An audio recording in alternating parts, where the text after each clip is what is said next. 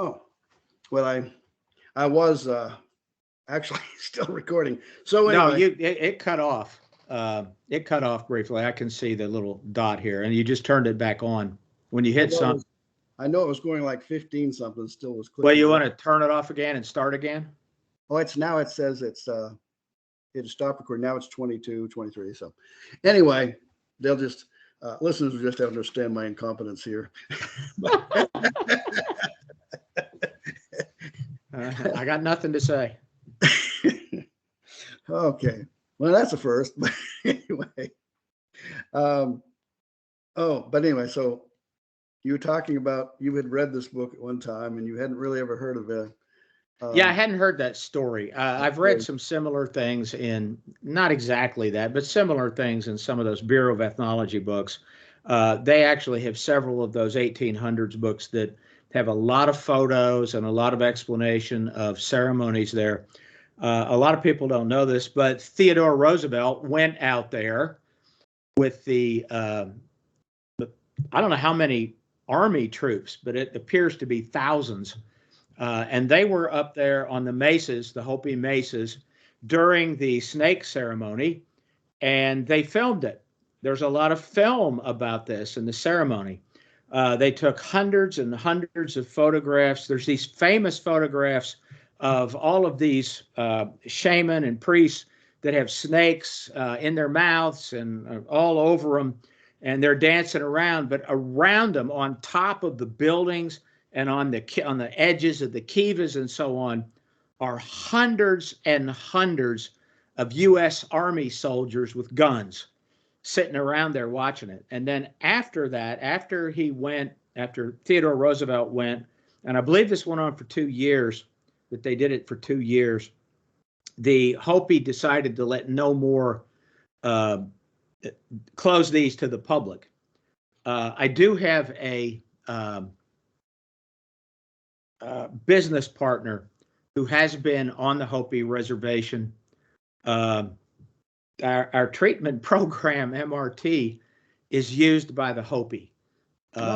We are actually on almost every reservation and in the country. All the reservations have family courts and tribal courts, tribal drug courts, and so on.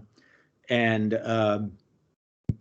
our programs, MRT is in all of them. It's everywhere. So my business partner went out there, spent time with them, witnessed some of the ceremonies, but they're pretty much closed. They have some that they allow the public to see, but the really sacred stuff, they're not going to allow many outsiders to see unless you get a good invitation from somebody who's important there. Anyway, yes, that stuff goes on. I'm not going to say that they really do manifest and perform a lot of magic, or they can levitate in the air. I don't know that. I haven't seen it. I haven't read anything about them levitating. I have read a lot of those Bureau of Ethnology books where the ethnographers who studied them and who were there talk about all kinds of weird manifestations, everything from lights to little balls of light, to seeing entities, seeing people transform, and so on. There's lots of those things. And like where you started from with this, really in our last one, you started from the Hopi idea that there's a blue star and that they kind of came here in the blue star, from the blue star, but it's almost etheric. And what that means is it's kind of like what is traveling from the stars to Earth aren't physical beings like us. It's a form of spiritual energy that each one of us has our own spiritual energy. And a lot of the Native American stuff isn't physical craft. It's about souls coming in. Andrew Collins has written a great deal about this, and this appears to be the standard around the world. Souls would enter the world or enter this part of the universe by coming in from the North Pole. And when I say the North Pole, I mean the pole star, the axis of rotation. They come in there and that doesn't get them to Earth, that gets them onto the Milky Way. And then they would take a path to the Milky Way and they would go to a particular star that depends upon the tribe. Some tribes said it was Sirius. Some tribes called it the Pleiades. There are some tribes that said it was the Cygnus constellation. Some have said it was Orion. And some have said that it's a constellation that no one can point to, that we don't know exactly what it is. But the Pleiades, Orion, Cygnus, and Sirius are the main ones where they say they come from. I may have missed one. If I did, you can jump in there. But in general, it's not physical beings that are making the trip. It's the souls. Once they get to these other stars, they can make a leap to the Earth. And when we die, according to them, the whole process reverses. And it's known as the path of souls. And that's the Native American term for it, the path of souls. So the process reverses. When you die, the soul takes a journey to the star you came from. And in this case, in most of the recent literature in this says that the star they came from is Orion's Nebula, which is Messier 42. And Orion's Nebula is kind of a fuzzy red-blue area, depending on whether it's in the east or the west. And when it's in the east, it's above the 3 belt stars. When it's in the west, it's below the 3 belt stars. Because, of course, Orion goes across the sky from east to west, and as it does, it rotates its position. So the leap to Orion's Nebula was the first leg of the soul's journey back. It then, because of when the soul made the leap, it had to leap early in the morning, just before sunrise, just before Orion sank into the western horizon. And as soon as it sank, the sun came up, it was daylight. So they knew it went down through the underworld. Orion's Nebula is an Ogi. It is spelled O-G-E-E. Ogi means opening or portal. Orion's Nebula is a slit in the sky world. That's what they believe. So the soul would nuzzle into this split in the sky world, go through the underworld during the daytime, and then the next night, Orion was seen on the eastern horizon as soon as it got dark, beginning its journey to the western horizon. So when it was on the eastern horizon, the soul would hop out, get on the Milky Way, and make its path north, going back to the North Pole, or the North Pole Star, so it could exit the sky world and get to what they called the other world. And someday I'd love to do a show on the other world, but I'm not ready for that. No one talks about the other world. The first whites that ask about it, you know, you've heard the term happy hunting ground. Mm-hmm. When they say it, Lou White Eagle actually said it to me when he was at our house. I asked Lou White Eagle, who was a Cheyenne arrow priest at the time. He died, I believe it was 2 years ago.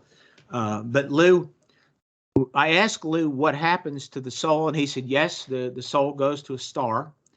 And, well, what's it do then? And he said, well, it goes out. Where does it go? It goes to happy hunting ground. That's what he said. He smiled and said, happy hunting ground. He put his hands up like that, like that's it. But all that comes from whites, and it's a way, the white Europeans, it came from them, and it's simply a way to not discuss it. It's a way to answer your question, but we don't need to go any further with that. It's happy hunting ground. That's it.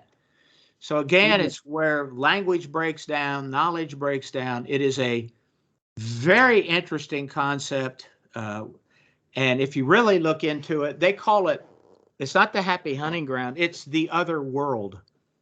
That's literally what it's called in whatever the Native American language is. It translates into the other world. So there's an other world where the souls reside. They move back and forth from there. Whether they're aware of us here or not, that I don't think we'll get into that now or any other descriptions of it. Most Native Americans would tell you, oh, it's like this world. That's why they call it the happy hunting ground. Everything's, you always get game. The game is never really hurt, you know, and everything's fine and harmonious and balanced in that world. But that's probably not necessarily the case. Anyway, I'm throwing out a lot of stuff, and you probably haven't heard of any of this before. Am I accurate with that? Yeah, a lot of these, yeah, it's new. I was thinking, the Medicine Man Lightfoot in Pennsylvania that I talked about earlier. Right. He called it the Sky Garden. Yep. And by the way, since we were talking about masks, I had this picture. If I can, this is his wife holding Yeah. the False Face Society. Yeah. I got you. Well, don't laugh about the False Face Society. Hell, I said hell. The Zunies had around 10 secret societies. There's a section in this new book that talks about secret societies, and we know now. I actually got a lot of the material from it from the very recent article in Mainstream Archaeology. And what it said is we have misunderstood this concept of Native American secret societies since day one. There are a lot of them. There still are. And all the secret societies are tasked with very specific things to do with rituals and ceremonies and so on. But they're only aware of what they are supposed to do. And it actually reminds me of how a lot of secret research is conducted. And that is, you have a whole bunch of labs working on this secret research. And this is what I think happened with the U.S. Navy and plasmas and all that. I don't know if that made it into our last talk or not. But anyway, you partial this work out to specific laboratories. You don't give them access to talk to other labs working on different parts of the project, but you have them do something very specific, and they don't know how it fits into the big picture.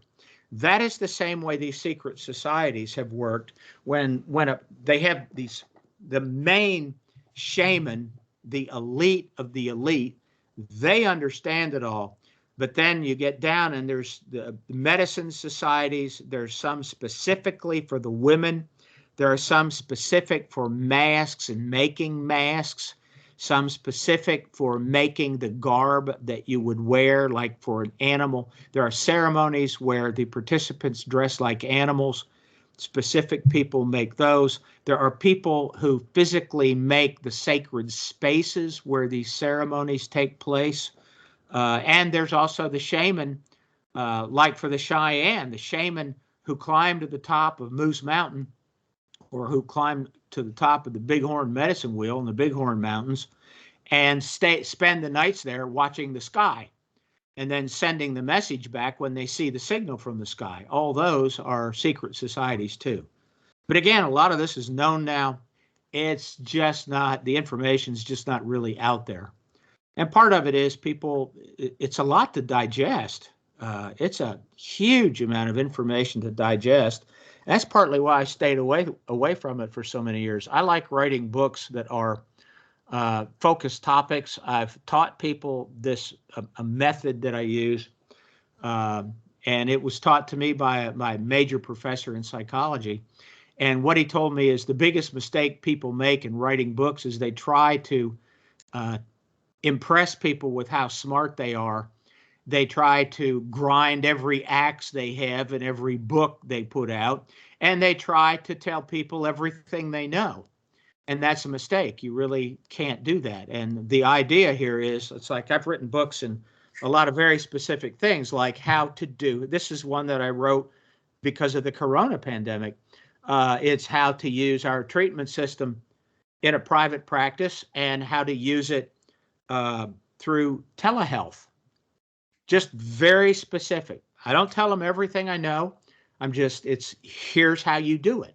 It's that simple. So I'm not trying to impress anybody with knowledge of counseling theories or any of that in a book like that. I'm just giving them some very specific information. The problem with this stuff about Native Americans and the problem with talking about UFOs as I did is that it is so deep and requires so much extra information that you just can't. It's hard to work your way through it. So I wrote as much as I could in that book, and we'll see where that goes. Maybe we can take this up in a little more depth in the next one of these that we do. Yeah, and that's quite a lot of things that just came into the conversation. It's yeah, there's things I haven't ever heard before, and some things I've heard a little about, but not as deeply. Well, It's a I pleasure. guess we'll And stay we in will touch do it again. again and again. Thank you. All right. You Take take care, care. people. Merry Christmas. All right. Bye-bye.